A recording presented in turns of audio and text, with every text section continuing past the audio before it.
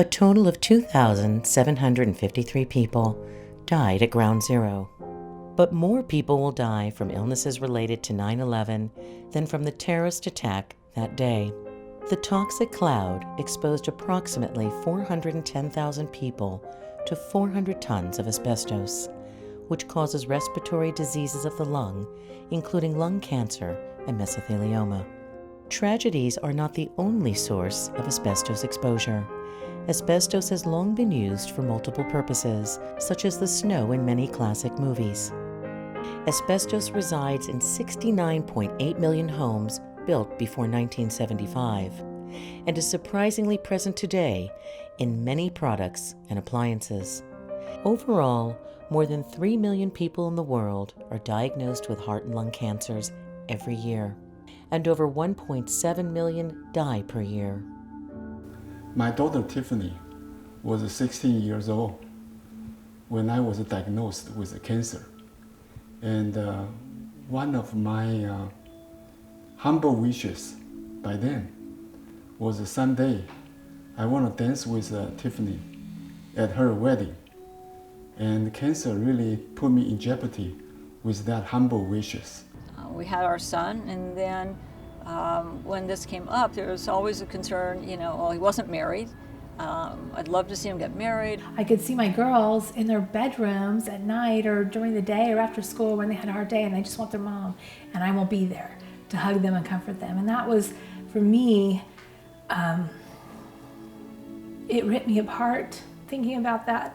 And I would sit and just look outside the window and just keep wondering, how did this happen? What did we do, to deserve this? And then you always wonder what's going to happen next. I get hard breathing, so I ask my wife if she can take me to urgent care.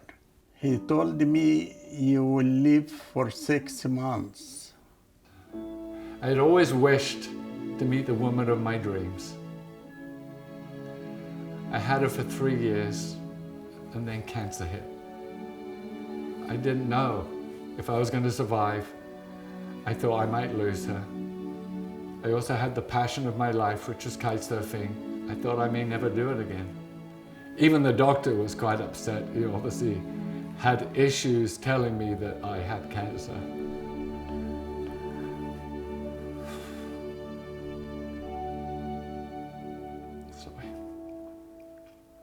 He set me up with Dr. Cameron.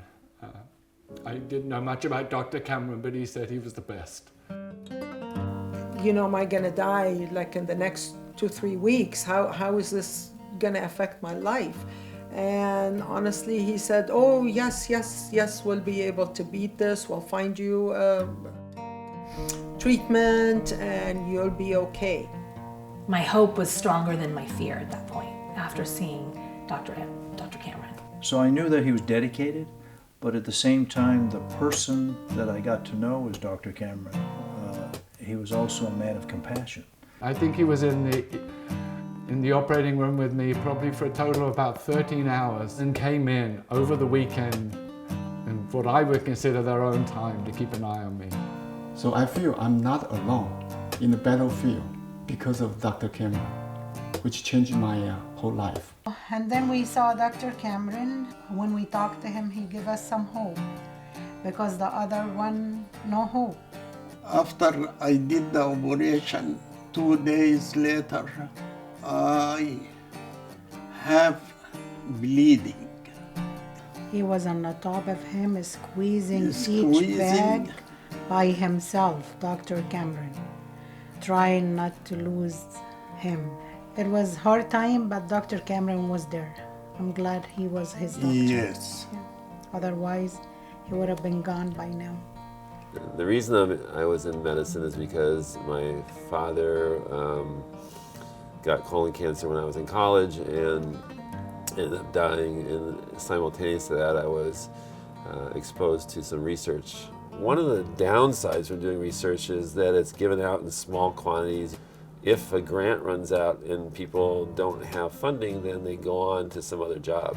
We needed an institution that would be able to do research itself or collaborate with others who are doing similar research, and to do it in a way where people didn't have to worry about losing their job every 3 years. So I helped start the Pacific Heart, Lung and Blood Institute. We're one of the few nonprofits that has our own in-house research. We support 2 research labs, the Punch Worthington Lab at UCLA and a second laboratory on Santa Monica Boulevard. We have international well-known scientists. We share a tissue bank with UCLA. We have a student internship program that allows students from UCLA to come and learn how to work with live tissue. We support a nurse practitioner at the VA who works alongside Dr. Cameron. Absolutely. I think we can absolutely cure cancer. We've developed a couple of treatment options for patients. One of them is actually we use every day, which is called cryoablation.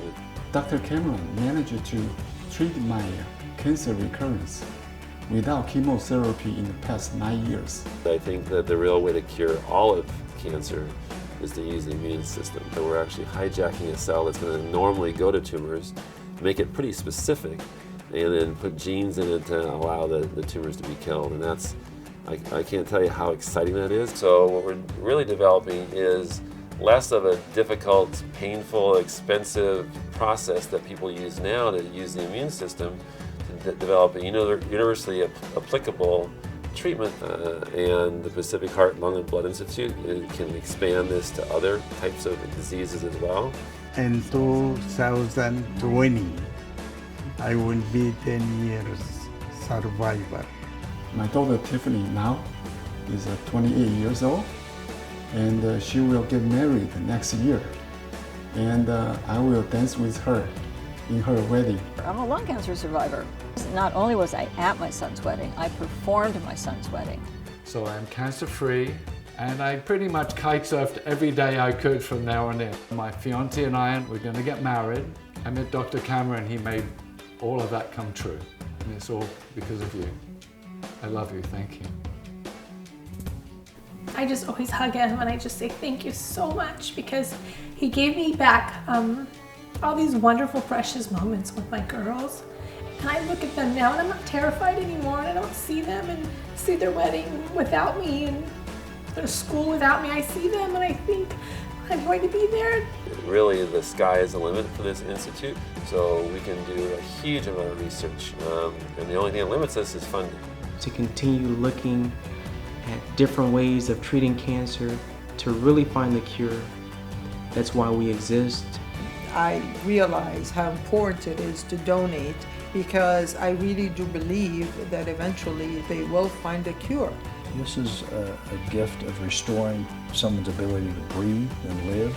We've been donating some money, and I hope I can do more and more, and I hope everybody can do the same. I invite you to partner with us and help us raise our endowment as we expand our research and grow the Institute.